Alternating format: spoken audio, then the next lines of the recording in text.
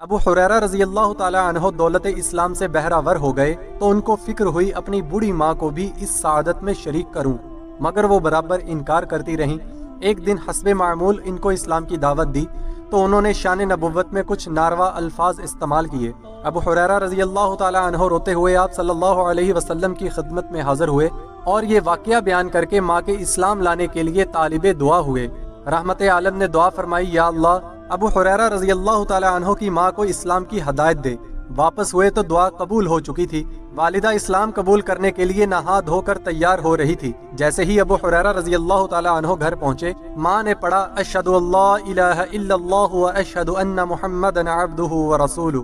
آپ اپنی والدہ سے یہ الفاظ سنتے ہی فوراً الٹے پاؤں خوشی سے روتے ہوئے کاشانہ نبوی پر حاضر ہوئے۔ عرض کیا، یا رسول اللہ بشارت ہو، آپ کی دعا قبول ہوئی، اللہ نے میری ماں کو اسلام کی ہدایت بخش دی۔